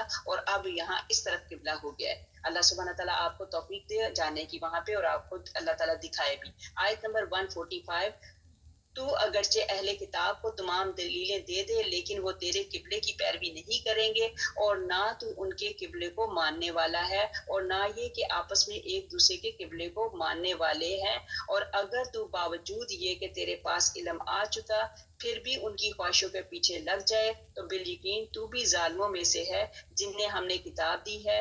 وہ تو اسے ایسا پہچانتے ہیں جیسے کوئی بچہ کوئی اپنے بچوں کو پہچاننے ان کی ایک جماعت حق کو پہچان کر پھر چھپاتی ہے. تیرے رب کی طرف سے یہ سراسر حق ہے خبردار تو شک والوں میں سے نہ ہونا. اب تورات اللہ نے خود اپنے دستے قدرت سے لکھی اس میں نبی پاک حضرت محمد مصطفیٰ صلی اللہ علیہ وسلم کی ساری فضیلتیں لکھی تھی مگر انہوں نے کیا کیا کہ وہ باتیں چھپا دی اور وہ جو تورات میں جو اللہ تعالیٰ نے نبی پاک صلی اللہ علیہ وسلم کی باتیں بتائی تھی وہ چھپا بھی دی اور پھاڑ بھی دی.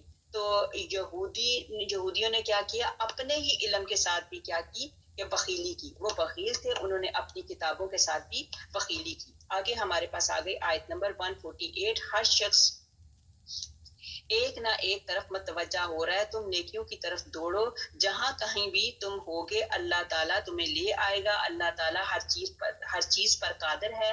تو جہاں سے نکلے اپنا منہ مسجد حرام کی طرف کر لیا کر یہی حق ہے اور تیرے رب کا حکم ہے.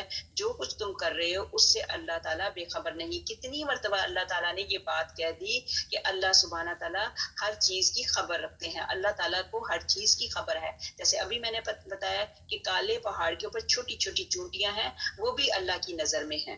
اسی طرح ایک پتھر کے اندر بالکل چھپا ہوا کیڑا ہے جو بالکل اندر پتھر بند ہے جس کو کوئی دیکھ بھی نہیں سکتا وہ بھی اللہ کی نظر کے اندر ہے. اسی طرح ماں کے پیٹ کے اندر کتنی تہیں ہیں تہوں کے اندر بچہ ہے وہ بھی اللہ کی نظر میں ہے اس کی بھی اللہ تعالیٰ کو خبر ہے. اور پھر آگے بتایا اور جس جگہ سے تو نکلے اپنا منہ مسجد حرام کی طرف پھیر لے اور جہاں کہیں تم ہو اپنے چہرے اسی طرف کیا کرو تاکہ لوگوں کو کوئی حجت تم پر باقی نہ رہ جائے سوائے ان لوگوں کے جنہوں نے ان میں سے ظلم کیا.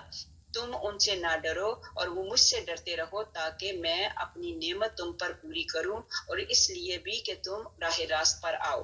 اب ہدایت والا قبلہ بتایا گیا کہ حضرت ابن عباس رضی اللہ تعالیٰ عنہ فرماتے ہیں مطلب یہ ہے کہ ہر مذہب والوں کا ایک قبلہ ہے لیکن سچا قبلہ وہ ہے جس پر مسلمان ہیں مثلا جس پہ ہم ہیں جہاں پہ ہم خانہ کعبہ شریف میں جاتے ہیں. آپ نے دیکھا ہوگا درمیان میں بیت اللہ شریف ہے.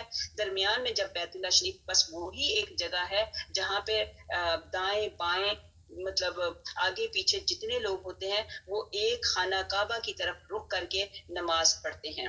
جیسے اسی طرح وہ رخ جو ہے پوری دنیا میں وہی رخ جو ہے جس طرف خانہ کعبہ شریف آتا ہے چاہے ہم مشرق میں رہتے ہیں چاہے ہم مغرب میں رہتے ہیں چاہے ہم شمال میں رہتے ہیں چاہے ہم جنوب میں رہتے ہیں لیکن ہماری نمازوں کی ڈائریکشن جو ہے وہ قبلے کی ہی طرف ہوتی ہے. ابو العالیہ رحمۃ اللہ علیہ کا قول ہے کہ یہود کا بھی قبلہ ہے نصرانیوں کا بھی قبلہ ہے اور تمہارا بھی قبلہ ہے لیکن ہدایت والا قبلہ وہی ہے جس پر اے مسلمانوں تم ہو. مطلب یہ ہمارے بارے میں بات کی جا رہی ہے جس پہ ہم ہیں. آگے ہمارے پاس آ گئی آیت نمبر 152 جس طرح ہم نے تم ہی میں سے رسول بھیجا جو ہماری آیات تمہارے سامنے تلاوت کرتا ہے اور تمہیں پاک کرتا ہے اور تمہیں کتاب اور حکمت اور وہ چیزیں سکھاتا ہے جن سے تم بے علم تھے. پس تم میرا ذکر کرو میں بھی تمہیں یاد کروں گا. میری شکر گزاری کرو اور ناشکری سے بچو. مجھے یہ آیت اتنی زیادہ پسند ہے. فاذکرونی اذکرکم واشکروا لی ولا تکفرون. اتنی پیاری آیت ہے کہ اللہ سبحانہ تعالیٰ کتنی بڑی بات کہتے ہیں کہ تم میرا ذکر کرو میں تمہارا ذکر کروں گا. کوئی چھوٹی بات نہیں یہ بہت بڑی بات ہے کہ اللہ سبحانہ تعالیٰ اور وہ ہم جیسیوں کا ذکر کرتے ہیں. اتنی خوبصورت بات یہاں پہ یہ بتایا گیا کہ شکر کرنا جو ہے اللہ جب ہم شکر کرتے ہیں تو اللہ ہمارے شکر میں اور بھی اضافہ فرماتے ہیں. اور پھر یہاں پہ یہ بتایا گیا کہ اس آیت میں اپنی نعمت کا ذکر فرما کر لوگوں کو اپنی یاد اور اپنے شکر کا حکم دیا کہ جس طرح میں نے یہ احسان تم پر کیا تم بھی میرے ذکر اور میرے شکر سے غفلت نہ کرو۔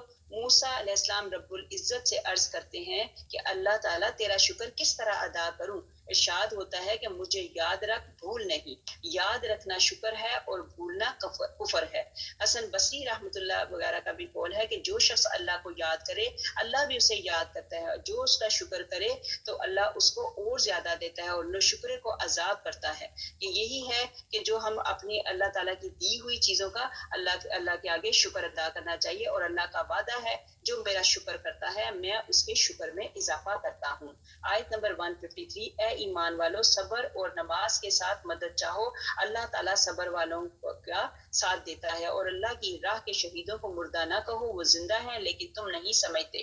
یہ پھر وہی بات ہو گئی، خدا نہ خواستہ کبھی کوئی مسئلہ کوئی پریشانی آتی ہے تو صبر، سب سے پہلے صبر کرنا، اس کے بعد اللہ تعالیٰ سے نماز سے مدد چاہو۔ خدا نہ خواستہ کوئی مسئلہ پریشانی آتی ہے، بجائے اللہ تعالیٰ کی شکایتیں لوگوں سے لگانے کے وہیں پہ آپ پہلے صبر کرو، پھر اس کے بعد 2 رکعت نماز نفل نیت کر لو اور اللہ تعالیٰ سے مدد مانگو، اللہ سبحانہ تعالیٰ اسی وقت آپ کی مدد کرے گا۔ صبر کی ضد جو ہے ماتم ہے، اور ماتم حرام ہے، تو اسی لیے کہا گیا کہ یہ واہ ویلے مت کرو، بہترین وسیلہ صبر اور نماز ہے۔ شکر کے بعد صبر کا بیان ہو رہا ہے، اور ساتھ ہی نماز کا ذکر کر کے ان بڑے بڑے نیک کاموں کا ذریعہ نجات بنانے کا حکم ہو رہا ہے۔ ظاہر بات ہے کہ انسان اگر بھلائی کرتا ہوگا تو یہ موقع شکر ہے، اور اگر برائی کرتا ہوگا تو یہ موقع صبر کا ہے۔ حدیث میں ہے کہ مومن کی کیا ہی اچھی حالت ہے کہ ہر کام میں اس کے لیے سراسر بھلائی ہی بھلائی ہے، اسے راحت ملتی ہے تو شکر کرتا ہے تو اجر پاتا ہے۔ تو کتنی بڑی بات ہے کہ جب ہمیں راحت ملتی ہے ہم شکر کرتے ہیں، اور کیا کہتے ہیں اگر کوئی چیز چلی جاتی ہے تو صبر کرتے ہیں۔ تو صبر وہی پیارا صبر ہے جو اسی وقت کیا جائے۔ اللہ سبحانہ تعالیٰ ہمیں شکر اور صبر کرنے کی توفیق عطا فرمائے۔ آیت نمبر 155، ہم کسی نہ کسی طرح تمہاری آزمائش کر ہی لیا کریں گے، دشمن کے ڈر سے، بھوک پیاس سے، مال جان اور پھلوں کی کمی سے، صبر کرنے والوں کو خوشخبری دے دے۔ اب یہاں پہ اللہ سبحانہ تعالیٰ نے کہا ہے میں نے تمہارے ٹیسٹ رکھے ہیں، تمہارے ایگزام لینے ہی لینے ہیں۔ میں ایگزام کس طرح کے لوں گا؟ کبھی ایسا کرے گا کہ دشمن کا ڈر ہوگا تجھے، کبھی بھوک ہوگی، کبھی پیاس ہوگی، کبھی مال کی، کبھی جان کی، پھلوں کی کمی ہوگی۔ تو پھر یہ ہے کہ اس کے بعد اگر تو صبر کرے گا تو صبر کرنے والوں پر اجر ہے، صبر پر بہت زیادہ اجر ہے۔ اگر ایک پریشانی کے بدلے میں اللہ تعالیٰ 3 درجے جو ہیں بلند کر دیتے ہیں، ایک چھوٹی سی جب پریشانی آتی ہے مجھے یا آپ کو تو اللہ سبحانہ تعالیٰ اس کے بدلے میں 3 درجے جو ہیں ہمیں بلند کر دیتے ہیں۔ پھر انہیں جب کوئی مصیبت آتی تو کہہ دیا کرتے کہ ہم تو خود اللہ تعالیٰ کی ملکیت ہے اور ہم اسی کی طرف لوٹنے والے ہیں، جیسے کہا جاتا ہے انا للہ و انا الیہ راجعون۔ جب بھی کوئی پریشانی آئے تو وہ اللہ تعالیٰ ہی کی طرف واپس اللہ تعالیٰ کی طرف سے آئی ہے، تو ان پر ان کی رب کی نوازشیں اور رحمتیں ہیں، اور یہی لوگ ہدایت یافتہ ہیں۔ شہداء کی زندگی کے متعلق بھی بتایا کہ شہید جو ہوتے ہیں وہ زندہ نہیں ہوتے، اللہ سبحانہ تعالیٰ ان کو کھلاتا ہے، ان کو پلاتا ہے۔ شہداء کے متعلق بتایا گیا کہ ان کو مردہ مت کہو، بلکہ وہ ایسی زندگی میں ہے جسے تم نہیں سمجھتے، انہیں حیات اور برزخی حاصل ہے اور وہاں وہ روزیاں پا رہے ہیں۔ صحیح مسلم میں ہے کہ شہیدوں کی روحیں سبز رنگ کے پرندوں کے قالب میں ہیں، اور جنت میں جس جگہ چاہیں چرتی پھرتی چکتی ہیں، اور پھر ان قندیلوں میں آ کر بیٹھ جاتی ہیں جو عرش کے نیچے لٹک رہی ہیں۔ ان کے رب نے ایک مرتبہ انہیں دیکھا اور ان سے دریافت کیا کہ اب تم کیا چاہتے ہو؟ انہوں نے جواب دیا کہ اے اللہ، ہمیں تو نے وہ دے رکھا ہے جو کسی کو نہیں دیا۔ یہ شہیدوں کی بات ہو رہی ہے جن کو شہادت کی موت ملی ہے۔ اس وقت دیکھیں فلسطین کے جو لوگ شہید ہو رہے ہیں تو انشاءاللہ تعالیٰ وہ اللہ تعالیٰ کی روزیوں سے نوازے جا رہے ہیں، تو وہ پھر وہ شہید کہتے ہیں تو نے وہ دے رکھا ہے جو کسی اور کو نہیں دیا، پھر ہمیں کس چیز کی ضرورت ہوگی؟ ان سے پھر یہی سوال ہوگا جب انہوں نے دیکھا کہ ہم اب ہمیں نہیں چھوڑا جاتا، تو کہا اے اللہ، ہم چاہتے ہیں کہ تو ہمیں دوبارہ دنیا میں بھیج، ہم تیری راہ میں پھر جنگ کریں، پھر شہید ہو کر تیرے پاس آئیں اور شہادت کا دگنا درجہ پائیں۔ رب تعالیٰ نے فرمایا یہ نہیں ہو سکتا، یہ تو میں لکھ چکا ہوں کہ کوئی بھی مرنے کے بعد دنیا کی طرف پلٹ کر نہیں جائے گا۔ مطلب یہ ہے کہ شہیدوں کے اللہ سبحانہ تعالیٰ نے بڑے درجے رکھے ہیں، اور اللہ تعالیٰ इन दर्जों को बढ़ाता ही जाता है। आगे हमारे पास आ गई आयत नंबर 158। सफा और मरवा अल्लाह ताला की निशानियों में से है। ये आयत आप लोग अंडरलाइन कर लीजिए। ये आयत नंबर है 158 और इसको याद कर लीजिए। इंशाल्लाह आप मैं जब हम जाएंगे खाना काबा शरीफ में, जब खाना काबा शरीफ में हम तवाफ करते हैं, तवाफ के बाद जब हम नफल पढ़ लेते हैं, नफलों के बाद जब हम सही करने के लिए जाते हैं, तो सही वाले मकाम पे ये 2-3 जगहों पे ये इन्होंने आयत लिखी हुई है। ऊपर एक गोल सा गुंबद बना हुआ है, गोल से गुंबद के अंदर भी ये आयत लिखी हुई है। इस आयत को याद कर लें। ये हम सफा मरवा की पहाड़ियों पे जब हम जाते हैं बैक एंड फॉरवर्ड, तो ये वाली आयत पढ़ते हैं, इन्नल सफा मरवा मिन शाइरिल्लाह फमन हज्जल बैता औ बिअमरा फला जुनाह अलैहि अन यतव्वफ़ बिहिमा व मन ततव्वा खैरा फ़इन्नल्लाहा शाकिरुन अलीम।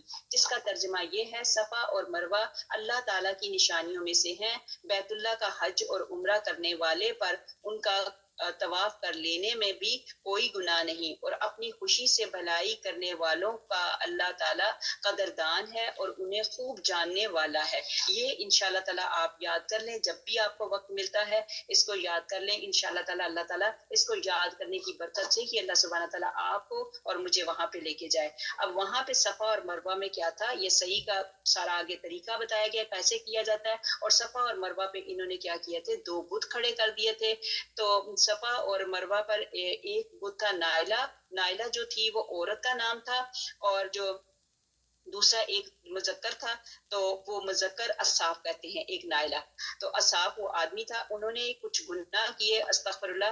वो वहां पे खाना काबा शरीफ के अंदर ही असाफ खुद सफा पर था और नाइला जो था मरवा पर। मुशरी लोग इन्हें छूते और चूमते थे। इस्लाम के बाद लोग इससे अलग हो गए, लेकिन ये आयत उतरी जिससे यहाँ का तवाफ साबित हुआ।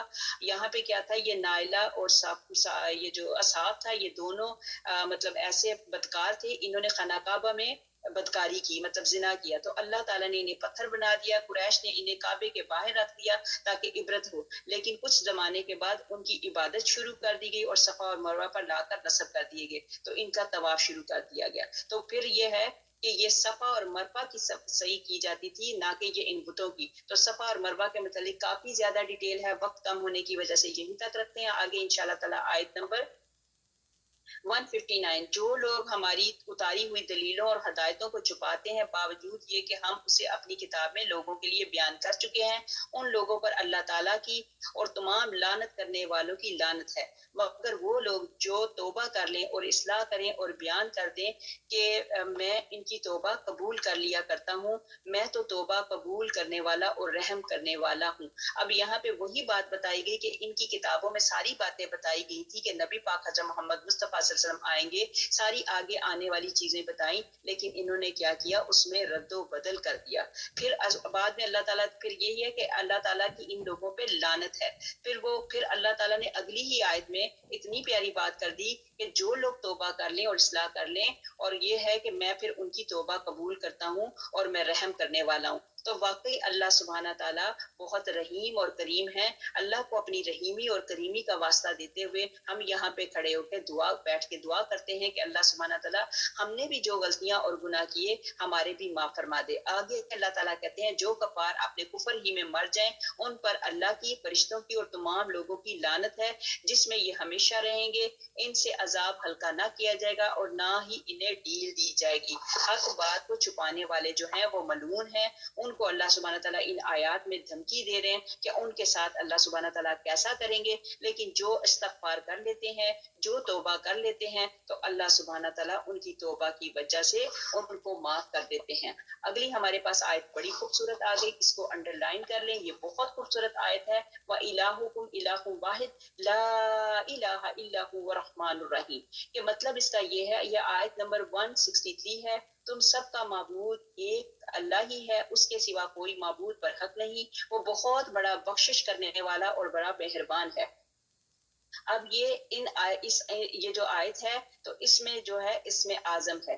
तो दुआ के वक्त ये पढ़ा करें, दुआ की कबूलियत होती है, जो कि इसमें आजम है और ये शैतानों को भगा देती है। ये आयत जो है जहाँ पढ़ी जाए शैतानों को भगा देती है। खुदा ना खास्ता किसी के ऊपर बुरे असरात हो या कोई ऐसे मसले मसाइल हो, तो ये आयत पढ़ के تو اس کے اوپر پھونکا جائے تو اللہ سبحانہ تعالیٰ اس کے لیے آسانی عطا فرماتے ہیں۔ آگے ہمارے پاس ہے آیت نمبر 164، آسمان اور زمین کی پیدائش، رات دن کا ہیر پھیر، کشتیوں کا لوگوں کو نفع دینے والی چیز کو لیے ہوئے سمندروں میں چلنا، آسمان سے پانی کا اتر کر آنا، مردہ زمین کو زندہ کر دینا، اس میں ہر قسم کے جانوروں کو پھیلا دینا، ہواؤں کے رخ بدلنا، تابع فرمان بادلوں کو آسمان اور زمین کے درمیان ادھر ادھر پھیرنا عقل مندوں کے لیے قدرت الہی کی نشانی ہے۔ یہاں پہ اللہ سبحانہ تعالیٰ کی کریشن کی بات ہو رہی ہے۔ اللہ سبحانہ تعالیٰ بہت بڑے کریٹر ہیں۔ اللہ سبحانہ تعالیٰ نے زمین پیدا کی، آسمان پیدا کیا، پھر دن اور رات، جیسے ایک تسبیح ہے، تسبیح کا دانہ آگے جاتا ہے اور پیچھے پھرتا ہے، اسی طرح اللہ سبحانہ تعالیٰ نے ایک دھاگے میں دن اور رات کو پرو دیا۔ اور پھر اللہ سبحانہ تعالیٰ یہ بھی بات بتاتے ہیں کہ کیسے پانی ہے، پانی کے اوپر کشتیاں، اور کشتیوں سے تم فائدے لیتے ہو، اور کشتیوں کو سمندروں پہ چلنا، پھر آسمان سے اللہ تعالیٰ نے پانی، یہ جو بارش ہوتی ہے، بارش جو زمین مردہ ہے تو اس میں بارش برستی ہے، پانی آتا ہے تو وہ مردہ زمین زندہ ہو جاتی ہے، اس میں پھر پھل پھول اگتے ہیں جن سے ہم لوگ فائدہ اٹھاتے ہیں۔ اسی طرح ہر قسم کے جانوروں کی بات بتائی جا رہی ہے۔ پھر اللہ سبحانہ تعالیٰ بادلوں کو، ہواؤں کے رخ کو ادھر سے ادھر، ادھر سے ادھر کرتے ہیں۔ پھر اسی طرح یہ اللہ تعالیٰ نے کہا، یہ جو ہے میں بارشیں جو برساتا ہوں، جو اوپر سے پانی آتا ہے، یہ نہیں کہ میں نے بغیر وجہ کے اور نپی تلی نہیں ہے، بلکہ یہ بارشوں کے پانی کو ناپ کے تول کے جس جس جگہ پہ ضرورت ہوتی ہے اس جگہ پہ اتنی ہی مطلب تعداد میں پانی کے قطرے گراتا ہوں، تاکہ تم اس پانی کی وجہ سے جو زمین زرخیز ہو، اس میں سے پھل پھول نکلیں، تم ان سے فائدہ اٹھا سکو۔ آگے ہمارے پاس آ گئی آیت نمبر 165۔ بعض لوگ ایسے بھی ہیں جو اللہ تعالیٰ کے ساتھ دوسروں کو شریک ٹھہرا کر ان سے ایسی محبت رکھتے ہیں جیسے اللہ سے۔ ایمان والے اللہ کی محبت میں بہت سخت ہوتے ہیں۔ کاش کہ مشرک لوگ جانتے کہ اللہ کے عذابوں کو دیکھ کر جان لیں گے کہ تمام طاقت اللہ ہی کو ہے، اور اللہ تعالیٰ کے سخت عذاب ہیں۔ استغفر اللہ، استغفر اللہ۔ تو ہرگز شرک نہ کرتے۔ جس وقت پیشوا لوگ اپنے تابع داروں سے بیزار ہو جائیں گے اور عذابوں کو اپنی آنکھوں سے دیکھ لیں گے، اور کل رشتے ناطے ٹوٹ جائیں گے، اور تابع دار لوگ کہنے لگیں گے کاش ہم پھر دنیا کی طرف دوبارہ جائیں تو ہم بھی ان سے ایسے ہی بیزار ہو جائیں جیسے یہ ہم سے ہیں۔ اسی طرح اللہ تعالیٰ ان کے اعمال دکھائے گا، ان پر حسرت و افسوس ہے، وہ ہرگز جہنم سے نہ نکلیں گے۔ یہ ان کی بات ہو رہی ہے جو اللہ کو چھوڑ کر کسی اور سے محبت کرتا ہے تو اللہ تعالیٰ اس کی محبت کو توڑ دیتا ہے۔ اللہ سبحانہ تعالیٰ ہیں ہمیں جو اپنی محبتیں ہیں، اپنے سارے کے سارے چہرے جو ہیں اللہ ہی کی طرف لگا لیتے ہیں، لیکن یہ ہے کہ اگر ہم اللہ تعالیٰ سے محبت توڑ دیں گے، اللہ تعالیٰ کہتا ہے ایک تیری چاہت، ایک میری چاہت، اگر تو میری چاہت پہ چلے گی تو میں تجھے وہ بھی دوں گا جو میری چاہت ہے، اور تجھے وہ بھی دوں گا جو تیری چاہت ہے، لیکن اگر تو اپنی چاہت کے متعلق چلے گی جو میری چاہت نہیں، تو میں وہ بھی نہیں دوں گا جو میری چاہت ہے، اور وہ بھی نہیں دوں گا جو تیری چاہت ہے۔ تو شیطان یہاں پہ پھر اس کے بعد کہا جاتا ہے کہ یہ شیطان لوگوں کو جن کو یہ انہوں نے اپنا مطلب دوست بنا رکھا ہے دنیا میں، ان کو سامنے لایا جائے گا اور ان سے کہا جائے گا کہ تم ان سے دوستیاں کرتے تھے، تو اس طرح تو اس وقت وہ لوگ کہیں گے ہم تو ان سے خود بیزار ہیں۔ شیطان، جنات، جو بھی چیزیں ہوں گی تو وہ تو کہیں گے کہ ہم تو خود ان سے بیزار ہیں، ہم نے تھوڑے ہی کہا تھا کہ ہمارا کہنا مانے۔